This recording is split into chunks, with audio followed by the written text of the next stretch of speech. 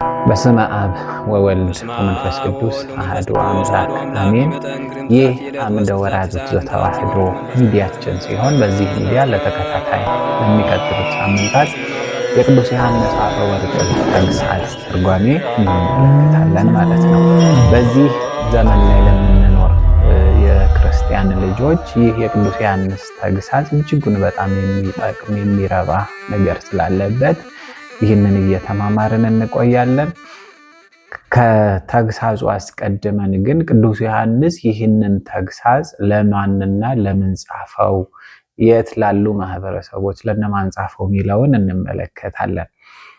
ስለ መጽሐፉ ከመመልከታችን በፊት ፍትሐ ነገሥት እንደሚያዘው ስለ በዓለ መጽሐፉ መረዳትና ማወቅ ይገባል። ከመጽሐፉ አስቀድሞ ራሱ ቅዱስ ዮሐንስ ይህንን አጥብቆ ይናገራል። ባለመጽሐፉ ቅዱስ ዮሐንስ አፈወርቅ ማን ነው?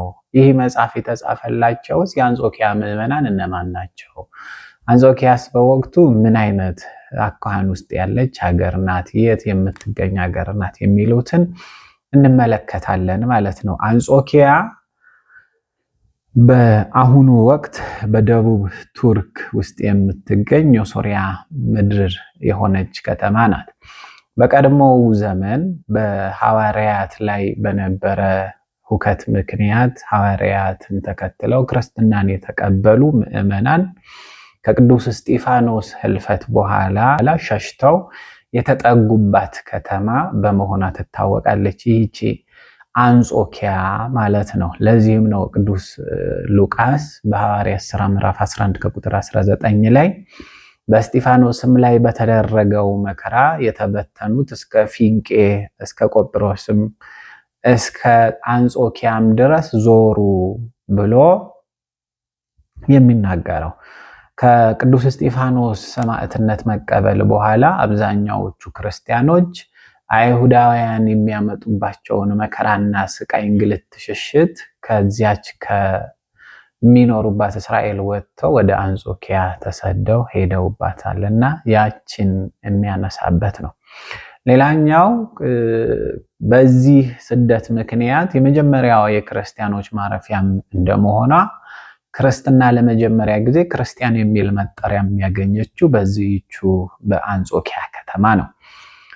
ከተማዋ ኦሮንቶስ በተባለ ወንዝ ዳር ላይ የተመሰረተች ስትሆን የምስራቅ ዘውድም የሚል ቅጽል ስም ተሰጥቷታል በተለያየ ማንነቷ። በከተማዋ በወቅቱ አሁን የቅዱስ ዮሐንስን ዘመን ስንመለከተው ቅዱስ ዮሐንስ አፈወርቅ በነበረበት ዘመን ከ150 እስከ 200 ሺህ የሚጠጋ ሕዝብ ከተማዋ ውስጥ ተጠልሎ ይኖራል። ማህበረሰቡ አብዛኛዎቹ የግሪክ ማህበረሰብ ተወላጆች ሲሆኑ አይሁዳውያን በብዛት ይኖሩበታል። እንደውም አይሁዳውያን በሮማ ግዛት ውስጥ ከነበሩ ከተሞች ውስጥ በብዛት ይኖሩ የነበሩት በዚች በአንጾኪያ በምትባል ከተማ ነው እና ሁለተኛዋ የአይሁድ ከተማም በመባል ትታወቃለች። ከዋናዋ ሀገራቸው ከኢየሩሳሌም ቀጥላ በብዛት አይሁዳውያን ይኖሩባት የነበረች ከተማ በመሆኗ ሶርያውያን እና ሮማውያን በዚሁ ልክ ይኖራሉ። ከተማዋ ውስጥ ግሪክ እንደዚሁ ላቲን እና ሶሪያኛ ቋንቋ የሶሪያ የሚናገሩት ቋንቋ በዚህች ከተማ ውስጥ ይኖራል ማለት ነው። ይህ ይነገር ነበረ። የላቲን ቋንቋ የመጣው ከሮማውያን ግዛት ውስጥ በመሆኗ ምክንያት ነው። ሮማውያን ይገዙባት የነበረች ከተማ በመሆኗ የሮማ ቋንቋ የሆነው ላቲን ሊነገርባት ችሏል።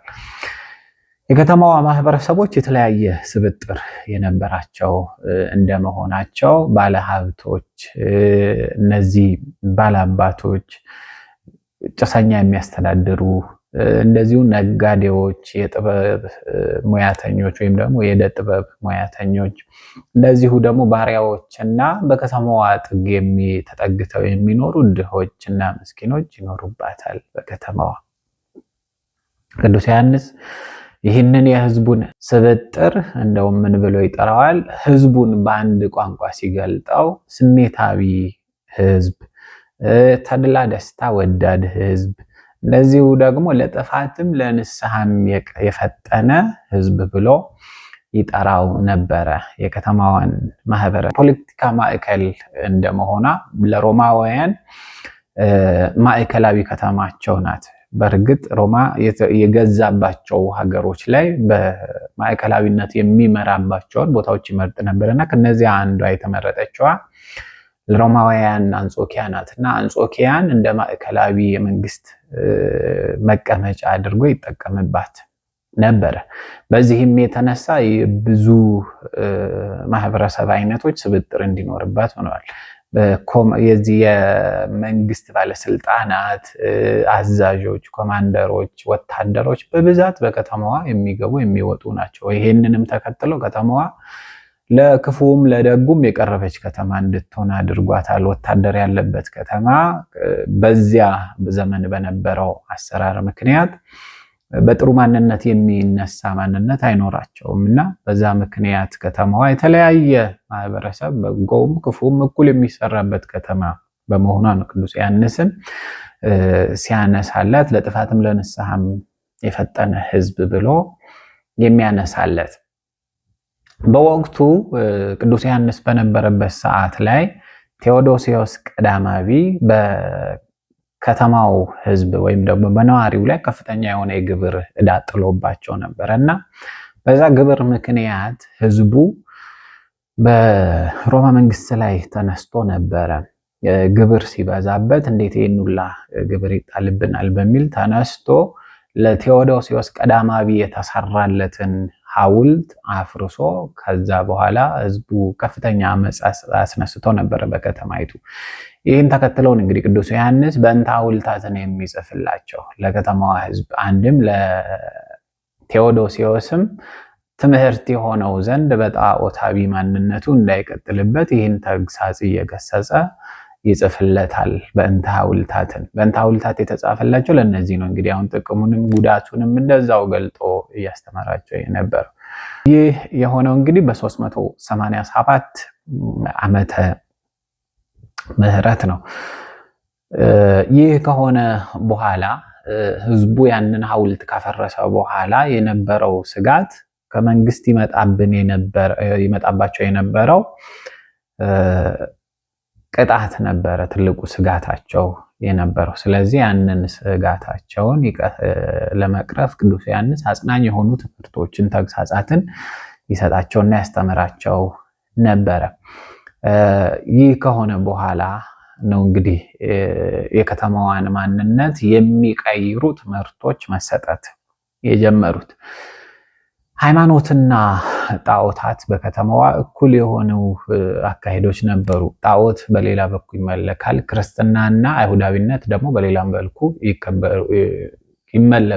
ይካሄዱ የነበሩ ሃይማኖታዊ ስርዓቶች ናቸው። በከተማዋ ሶስት አይነት ህዝብ አለ። አንዱ ክርስቲያን ህዝብ ነው፣ ሁለተኛው አይሁዳዊ ህዝብ ነው፣ ሶስተኛው ደግሞ ጣዖታዊ ነው። ምንም እንኳ በወቅቱ ክርስትና እያበበች የነበረችበት በጎ ዘመኗ ቢሆንም ከዚያው ጋር ደግሞ እነዚህ የዜውስ፣ የአፖሎ፣ የአርጤምስ የሚባሉ የአማልክትም ትምህርቶች ወይንም ደግሞ ቤተ መቅደሶች በከተማዋ ነበሩ። ትምህርቶችን በዚያው ልክ ይሰጡ ነበረ። አሁን ቅድም እንዳልኳችሁ ማህበረሰቡ ከዚያ ከአራት ማህበረሰብ የተዋቀረ ሲሆን አብዛኛው ዶሚናንት የሚባለው ማህበረሰብ የግሪክ ማህበረሰብ ነው። ግሪካውያን ደግሞ በዚህ በጣዖት አምልኮ የመጡ ማህበረሰቦች ናቸው። ቅዱስ ጳውሎስ እንደሚናገረው ክርስትናን በመቀበል መካከል በአይሁድና በነዚህ በኢአማንያን በፓጋን መካከል የነበረውን ልዩነት ለቆሮንቶስ በጻፈው መልእክቱ ላይ ያስቀምጧል። የመጀመሪያውም ጉባኤ የቤተ ክርስቲያን ጉባኤ የሚባለው 51 ላይ የተካሄደው ጉባኤ በሐዋርያት የተደረገውም ጉባኤ ዋናው ምክንያት የሆነው ከእነዚህ ሁለቱን የማስታረቅ ሁኔታ ላይ ነው። ግማሾቹ ከፓጋን የሚመጡ ክርስቲያኖች ነበሩ፣ ግማሾቹ ደግሞ እንደዚሁ ከአይሁዳዊነት የሚመጡ ናቸው። ከአይሁዳዊነት የሚመለሱት እኛ ሕግ የነበረን ሕጋውያን ነን፣ ሕግ እናውቃለን፣ ቀድሞም ከእግዚአብሔር ጋር ነበርን፣ አሁን ወደ ክርስትናው ቀርበን ከእግዚአብሔር ከክርስቶስ ጋር ሆንን ይላሉ። እንደዚሁ ደግሞ እነዚያን ፓጋኖችን ሲነቅፏቸው እነሱ ሕግ ያልነበራቸው ሕግ የሌላቸው ናቸው እና እንዴት እኛ ከነሱ ጋር እኩል እንቆጠራለን የሚል ነበረ በክርስትና።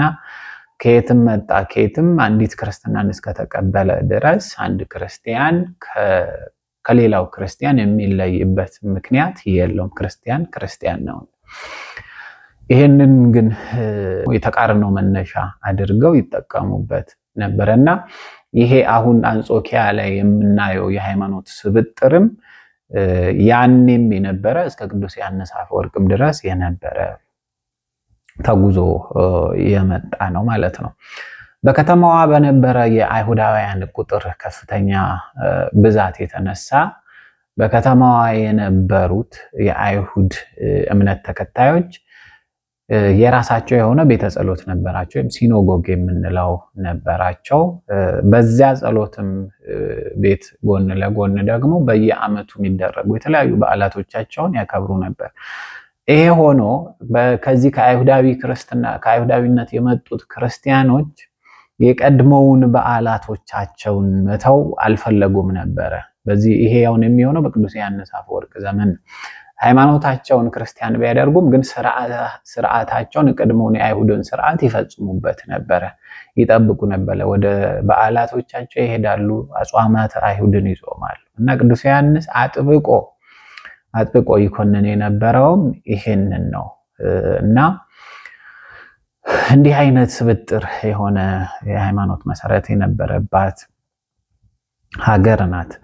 ከተማዋ ውስጥ ይዘወተር የነበሩ የስፖርትና የመዝናኛ ሁኔታዎች ምን ይመስላሉ?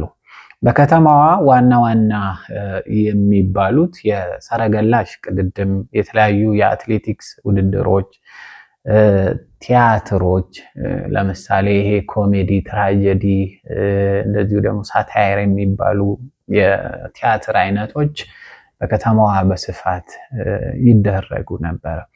ከዚሁም በተጨማሪ አነስተኛ የሚባሉ ትርኢቶች፣ ርኩሰትና ወሲባዊ ማንነት የበዛባቸው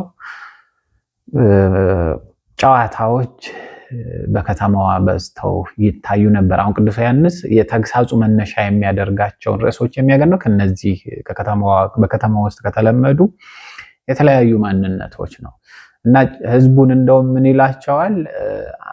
አፍቃሪ ጨዋታ የሆነ ህዝብ ብሎ ነው የሚጠራት ቅዱስ ዮሐንስ አፈወርቅና ከዚህ ከፈረስ እሽቅድድሙ ከሰረገላ እሽቅድድሙ ህዝቡን አምጥቶ ቤተክርስቲያን ውስጥ ማስቀመጡ ትልቅ ፈተና ነበረ በወቅቱ ለቅዱስ ዮሐንስ።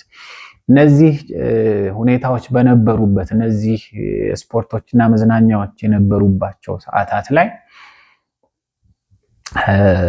ከህዝቡ አብዛኛዎቹ የመደማመጥ ማንነት የነበረው ህዝብ አይደለም። ጨዋታ ወዳድ ህዝብ ነበረ እና ጩኸታም ነው፣ ስሜታዊ ነው፣ ለተለያየ ነገር ለብጥብጥም የቀረበ ነው። አሁን እንግዲህ ከላይ እንደተመለከትነው በቴዎዶሲዮስ ቀዳማዊ ዘመነ መንግስት ላይ በ387 ላይ የተነሳውን ብጥብጥ የዚህ የህዝቡ ማንነት ምን አይነት ነው የሚለውን በደንብ አድርጎ የሚገልጥ ሆኖ ነው የምናገኘው እና ቅዱስ ዮሐንስ አፈወርቅ ይሄንን ነገር እየተመለከተ በወቅቱ ምን ይል ነበረ? ይህ ጨዋታ ወይም ደግሞ የሰረገላ እሽቅድድም አብያተ ክርስቲያናትን ባዶ ያደርጋል ብሎ ይናገር ነበር፣ ወይም ደግሞ እያለ ያስተምር ነበረ። በወቅቱ የነበሩት የነዚህ የሰረገላ እሽቅድድም ጨዋታዎች ይደረጉ የነበሩት አጉል ሰዓታት ላይ ነው። ለምሳሌ ቤተክርስቲያን አገልግሎት በሚኖርበት ሰዓት አንዳንዴ ህዝቡ እዛው ነው ምግቡንም ምኑንም የሚያገኘው የሚበላው የሚጠጣው እና ጠዋት ገብቶ ማታ ነው ወደ ቤቱ የሚመለሰው የተለያዩ እሽቅድድሞችን እየተመለከተ። በዚያውም ላይ ደግሞ ቁማር አይነት አዘል አካሄዶች ስለነበሩ ተከለ ያሸንፋል የሚል የመቧደን ማንነቶች ስለነበሩት በዚያ በጨዋታው ላይ ገብቶ ማንም ወጥቶ ወደ ቤቱ የሚመጣ ወደ ማታ አካባቢ ነው።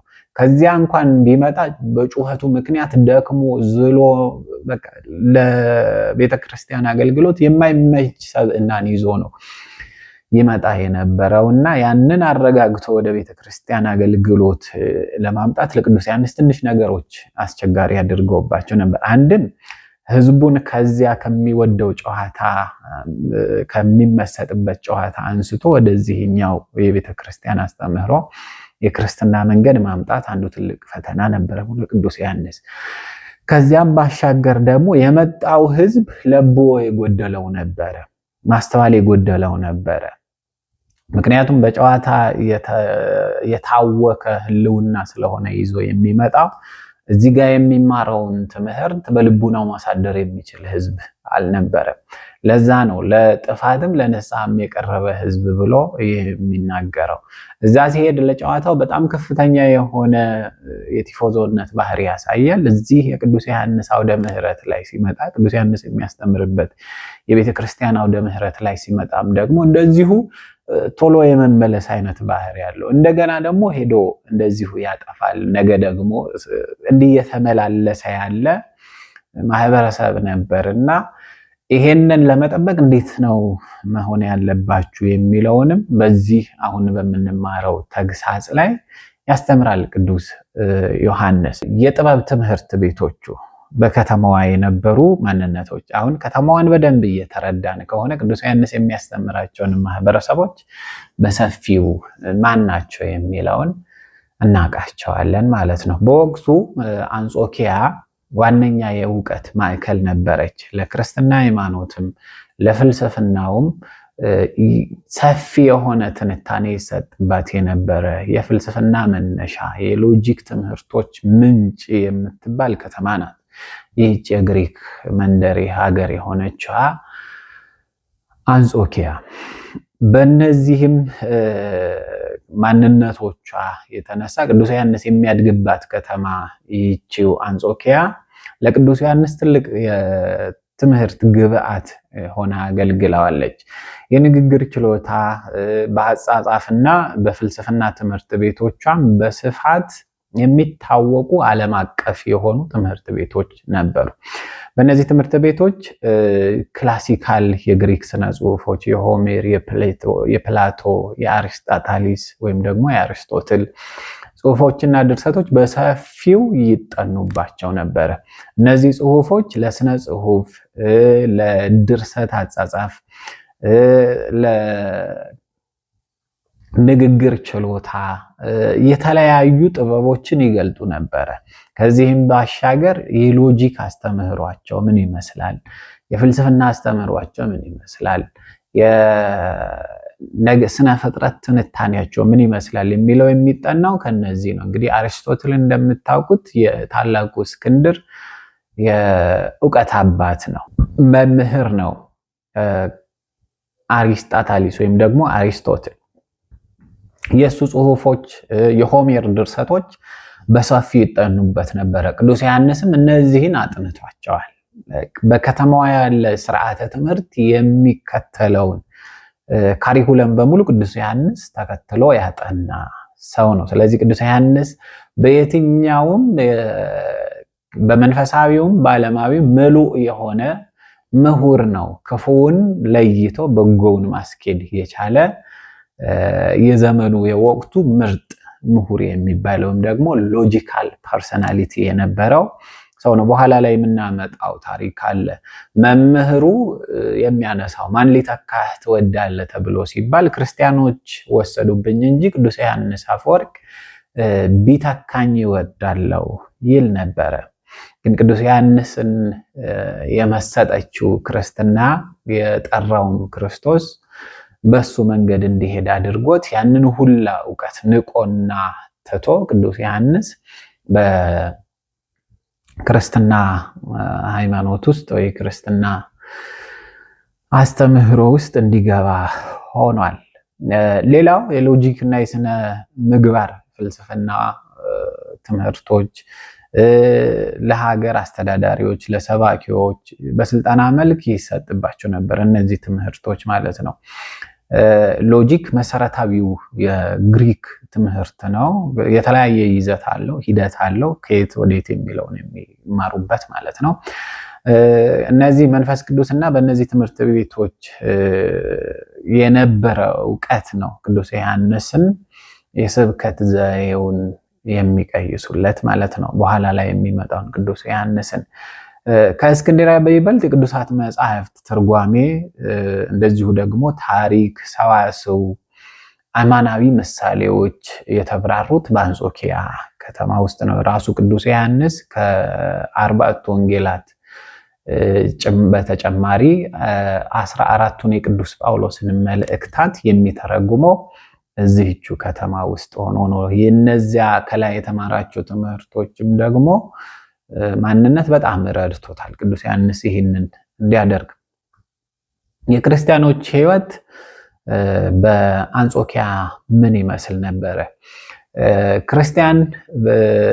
ክርስቲያን ተብሎ ክርስትና ክርስቲያን ተብላ የተጠራችው በዚህች ከተማ ነው። በሐዋርያት ሥራ ምዕራፍ 11:26 ላይ እንደተቀመጠው በክርስቲያኖች መካከል በዚያ በአንጾኪያ ከተማ ውስጥ የተለያዩ ሽኩቻዎች ነበሩ። አንዱ ክርስትና አይሁዳዊነት፣ እንደዚሁ ደግሞ ፓጋኒዝም በወቅቱ የነበረ ጣዖት አምልኮ የምንል ክርስቲያኖች እዛች ከተማ ውስጥ ይኖሩ የነበሩት የተለያየ ባህሪ የነበራቸው ክርስቲያኖች ናቸው። አንደኞቹ ቅድም ያነሳ ናቸው ከጨዋታ ወዳዶቹ ጋራ ጨዋታውን ወደው በጨዋታው ተመስጠው ጨዋታን የሚከታተሉ ማህበረሰቦች ናቸው። ሁለተኛ ላይ በብዙ ነገር የተከፋፈለ ማህበረሰብ ነበረ።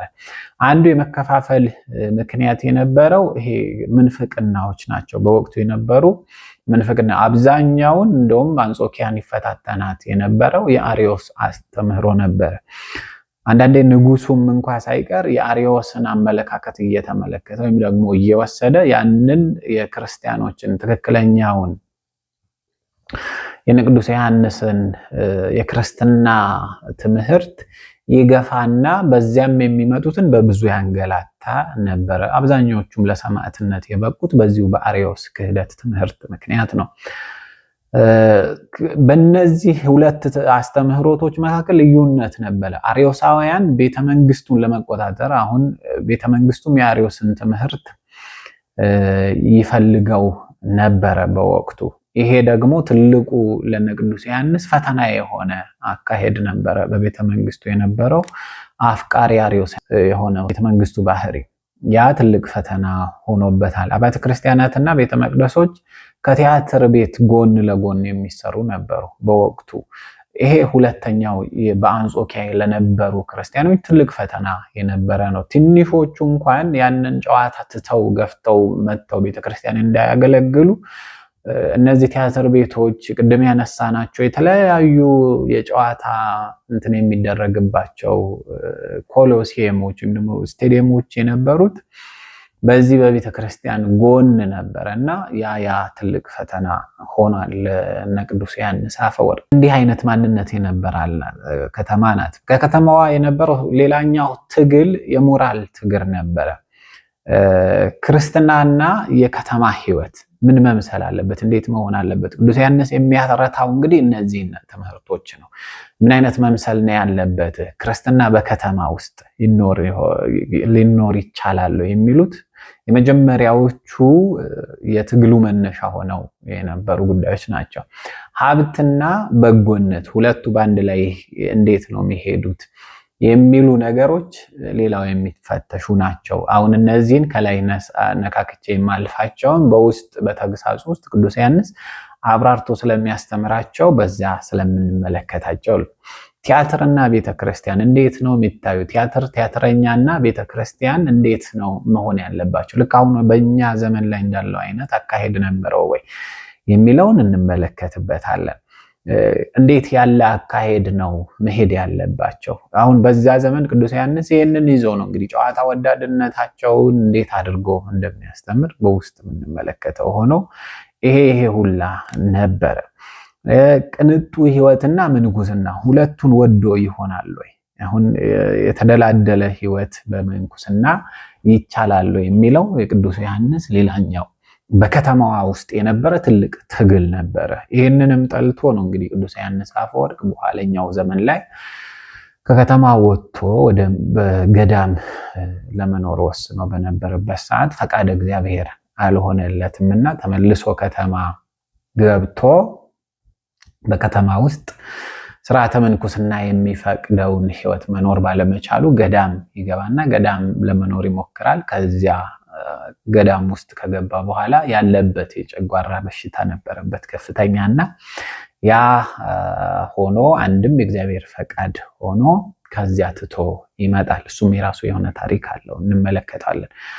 በስግብግብነት በጾታዊ ስርዓት አልበኝነት በከንቱነት በግብዝነት ለሚኖሩ ተጠማቂያን ክርስቲያኖች ትልቅ ተግሳጽ ይሰጣል ቅዱስ ዮሐንስ። አሁን ተግሳጾቹም የሚመለከቱት እነዚህን ማንነቶች እነዚህን ባህሪያት እንዲያስወግዱ ነው የሚያስተምር ወይም ደግሞ ተግሳጹን የሚጽፍላቸው። ለድሆች ተሟግቷል። የበጎ አድራጎት ድርጅቶችንም ቅዱስ ዮሐንስ እየመራ ጾምንና መጽዋዕትንም ያስተምር ነበር። ትልቁ የቅዱስ ዮሐንስን ሕይወት ስትመለከቱት ለድሆች እየተሟገተ ነገስታትን እየነቀፈ ድሃን አትበድሉ፣ ፍርድ አታጓድሉ፣ የድሃን መሬት አትንጠቁ እያለ አውዶክሲያን እንደውም ለብዙ ዘመናት አውግዞ ያስቀራት ይሄው ማንነቷ ነው። የድሆችን ንብረት ነጥቃለች፣ ለድሆች አትራራም። ንብረት ገንዘብ ያላት ሆና ሳለ ግን በዛ ባላት በንብረቷ ጽድቅን የማትሰራ ሴት ስለነበረች በዛ ምክንያት ንግስቲቱን ይነቅፍበታል ቅዱስ ዮሐንስ። እና ይሄን ያደረገ ቅዱስ ዮሐንስ ለድሆች እየተሟገተ ለድሆች የበጎ አድራጎት ድርጅቶችንም መስርቶ በምዕመናን አደራጅቶ ይረዳ ነበረ ቅዱስ ዮሐንስ አፈወርቅና ይሄ መነሻው ነው። እንግዲህ በኋለኛው ጊዜ ላይ አሁን እዚሁ ተግሳጽ ላይ በምንመለከተው ሙት ከማስነሳት ድሃን ማብላት፣ የተቸገረን ማብላት ማጠጣት፣ ለድሃ መመጽወት ዋጋ አለው ብሎ የሚናገረው ሙት ከማስነሳት በላይ ነው ምጽዋት መስጠት የሚለው ወይም ደግሞ ለድሃ ማብላት ሙት ከማስነሳትን በላይ ነው ብሎ የሚናገረው ይህንን በጎ አድራጎት ማህበርን ካቋቋመ ከመሰረተ በኋላ ነው። ልብ ልንለው የሚገባው መቄዶንያ በዚህች በአንጾኪያ ከተማ አጠገብ የምትኖር ከተማ መሆኗን ነው። ቅዱስ ዮሐንስ አፈወርቅ መነኮስ፣ ካህን፣ ሰባኪም ነበረ። እንግዲህ በሂደት የመጣ የክህነት ሂደቱ ነው። የሚቀድመው አናጉንስጢስ፣ ዲቁና፣ ካህን ከብዙ ጭቅጭቆች በኋላ ከአባ ባሲሊዮስ ጋራ ከታላቁ ባሲሊዮስ ጋራ ብዙ ተጨቃጭቆ በብዙ መከራ ነው እንግዲህ ወደ ክህነት የመጣው ቅዱስ ዮሐንስ። እንዴት እኔ ለክህነት የምበቃ ሰው ነኝ ወይ የሚል ትግል ነበረው ቅዱስ ዮሐንስ። ክርስትናን ከማወቁ በፊት ይኖርበት የነበረው ህይወት እንዳለ ሆኖ ክርስትናን ካወቃት በኋላ ፍጹም ጥንቁቅ ፍጥረት ነው የሆነው ቅዱስ ዮሐንስ አፈወርቅ። የቀድሞ ማንነቱን እያሰበ የሚያል የከፋ ማንነት የነበረው ሰው አይደለም ቅዱስ ዮሐንስ። ምንም ይሄ ጎደለብ የሚባል ሰው አይደለም። በእውቀትም በጥበብም በማስተዋልም ሕገ እግዚአብሔርን በመጠበቅም በኩል ሞራል ትምህርት ነበረና ያንን ሞራል ሰብአዊ ሞራል የሚባለውን ነገር ይጠብቅ የነበረ ሰው በመሆኑ በምንም ጉዳይ የጎደለበት ሰው አይደለም። ያንን ግን እግዚአብሔር በፈቀደና በወደደ መጠን ለጽድቅ እንዲሆንለት አድርጎ ወደ ክርስትና ከመጣ በኋላ ክርስትናን ሲረዳት ቅዱስ ዮሐንስ አፈወርቅ የሚሰጡትን በቤተ ክርስቲያን ውስጥ የሚሰጡትን ክህነቶችና ሹመቶች በሙሉ ይገፋቸው ነበር። እኔ አይገባኝም። ይሄ ደግሞ ውዳሴ ከንቱ አይደለም። እንደዚህ አይነት ስራ ሲሰራ የነበረው በእሙን በአማናዊ ማንነት ነበር ያንን ሲያደርግ የነበረው እና ለአንጾኪያ ክርስቲያኖች የሞራልን አስተሳሰብና የህሊና ቅድስናን በአካል ያስተማረ ሰው ነው።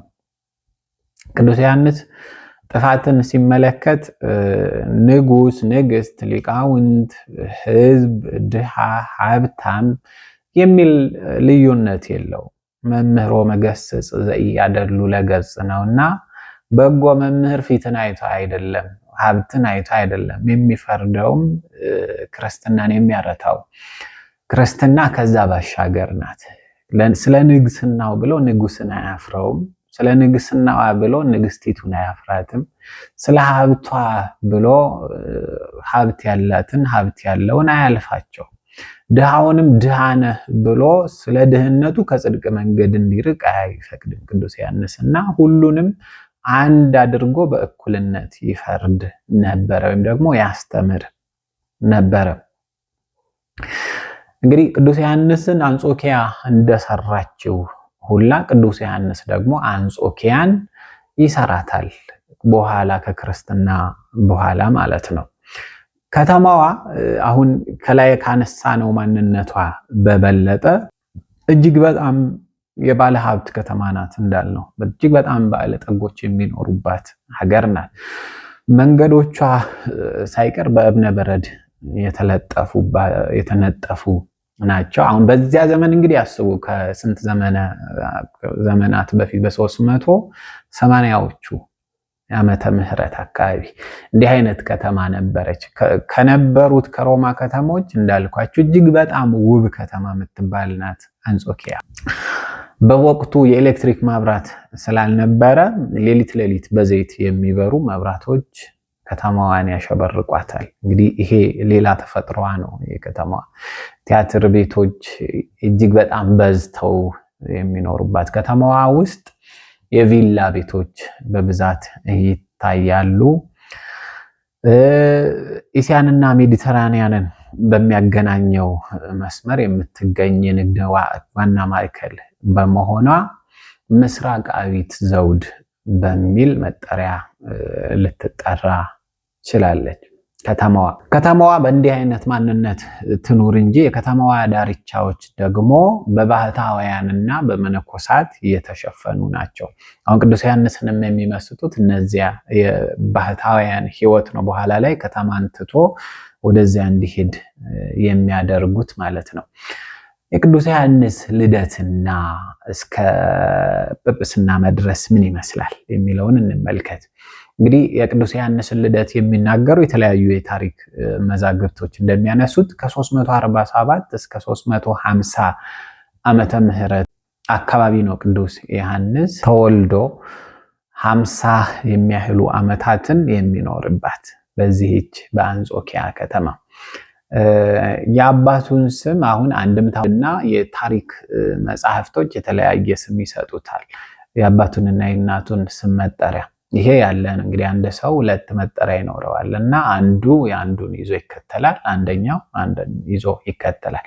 ታሪክ ደግሞ የቅዱስ ዮሐንስን ታሪክ የጻፉት ፋሲኒዶስ የሚል የአባቱን ስም መጠሪያ ያደረጉና እናቱን አትናሲያ ብለው ያነሷታል። የአንድምታ ደግሞ ሱኩንዶስና አንቱዛ ብሎ ያነሳል። ሱኩንዶስ አባቱ ነው፣ አንቱዛ እናቱ እንደሆነች አንስቶ ያልፋል።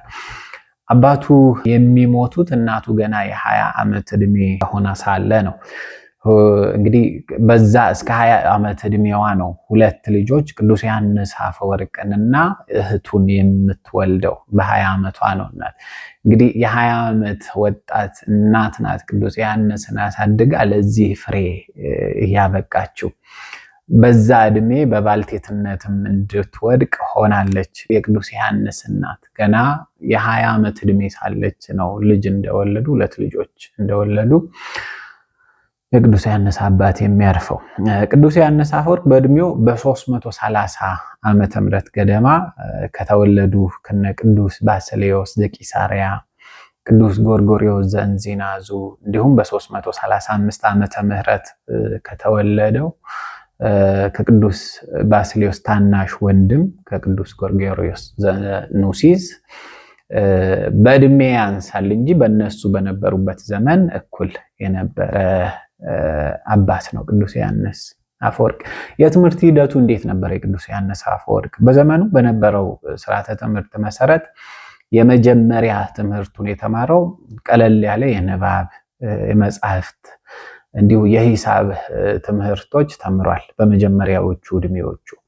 ከዛ ከ10 እስከ 15 ዓመቱ ሲሆነው የሰዋስው ትምህርት ተምሯል። ከዛ አስከትሎ ደግሞ የሆሜር፣ የዩፒደስ እንደዚሁ ደግሞ የማናንደር የሚባሉትን የነዚህን ሰዎች ጽሑፍ እንደዚሁ አጥንቷል። ከዚህኛው ከ15 ዓመቱ በኋላ የዲሞስተነስ ጽሁፎችንም መሰረት አድርጎ ሰዋሰዋዊ የመጽሐፍት አገባቦችን ሰዋስው ትምህርት ቅዱስ ዮሐንስ ተምሯል።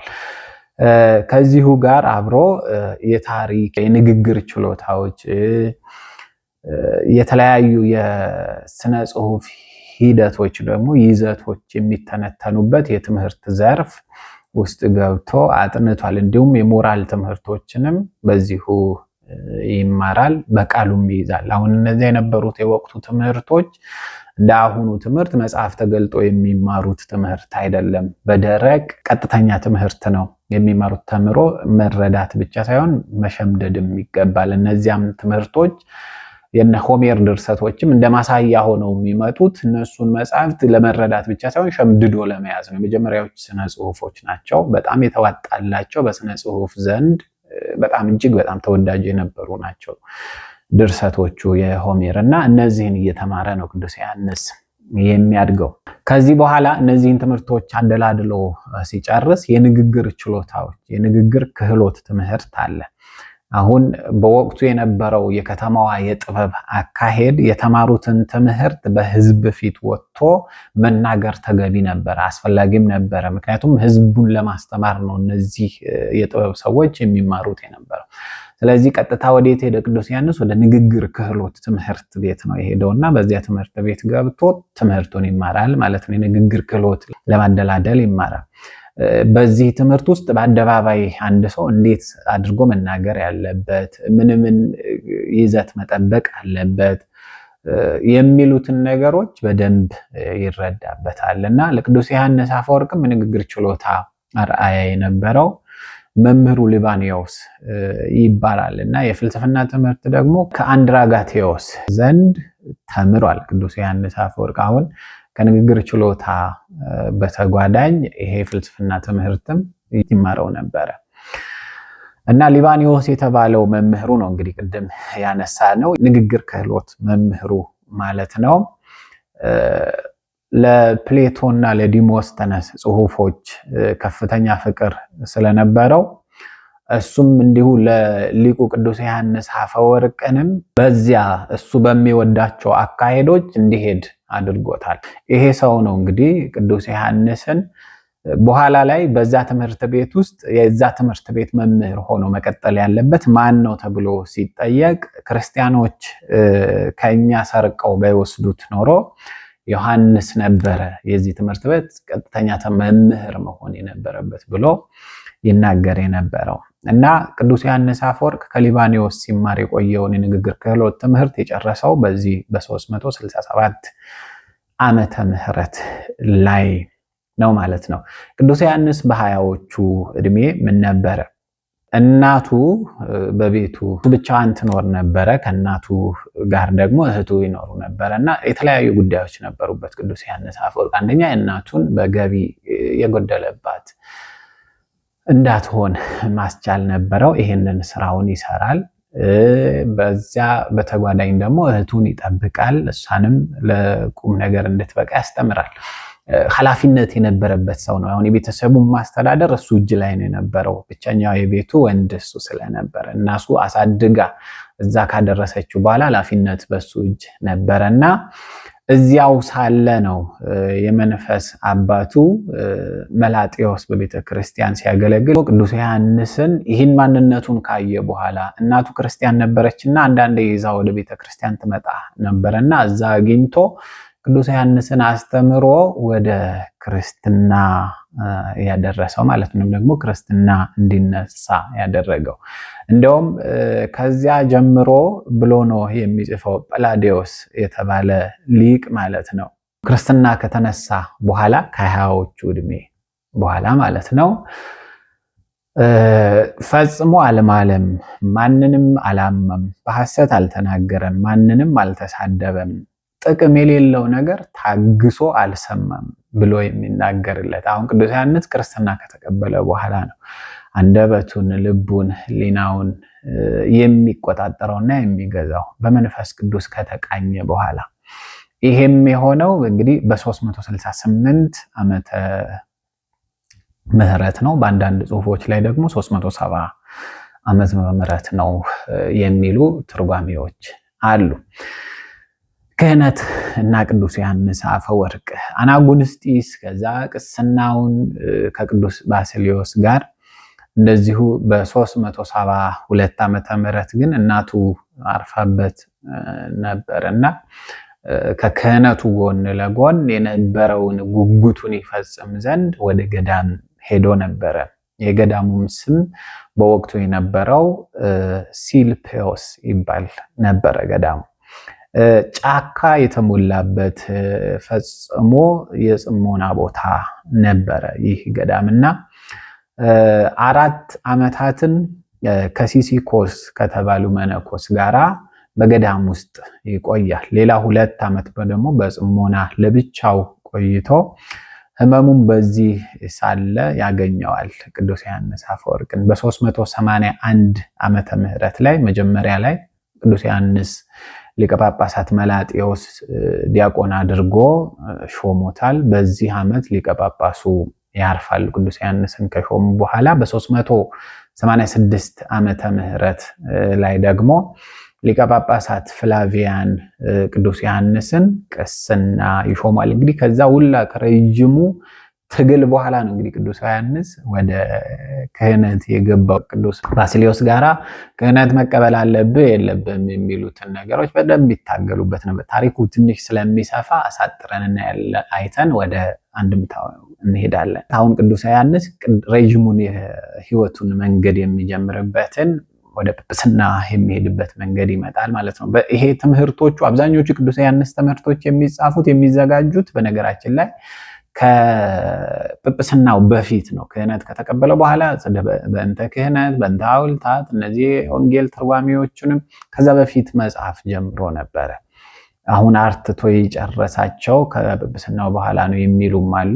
ቀድሞም ጨርሶ አስቀምጦታል። ቅዱስ ዮሐንስ ፍጹም አእምሮ ዝግጁ ስለነበረ ያንን አድርጓል የሚሉ አሉ። የአንጾኪያ ከተማ ገዢ አስተሪዮስ የሚባለው ማለት ነው ቅዱስ ዮሐንስ አፈወርቅን ለአንድ ነገር አጭቶት ነበረ ወደ ጵጵስና እንዲገባ እና ቅዱስ ዮሐንስ ይህንን አያውቅም።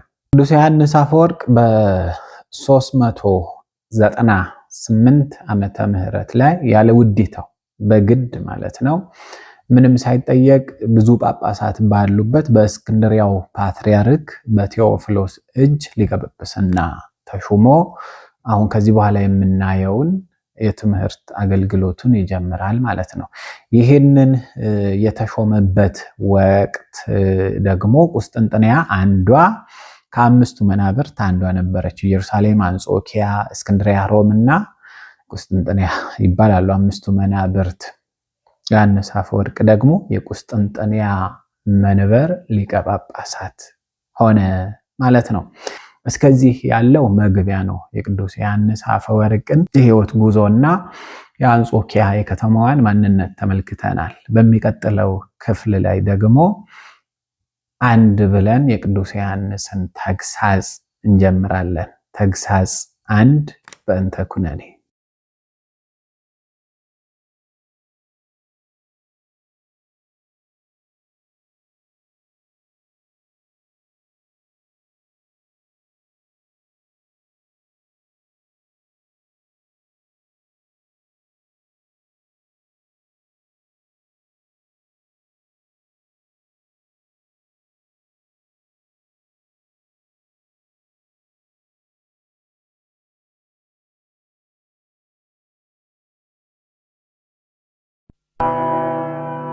በስመ አብ ወወልድ ወመንፈስ ቅዱስ አሐዱ አምላክ ቢመጠን ግርም ትዛቲ ዕለት ወጽኡ ትዛቲ ሰዓት እንተባቲ ወረድ መንፈስ ቅዱስ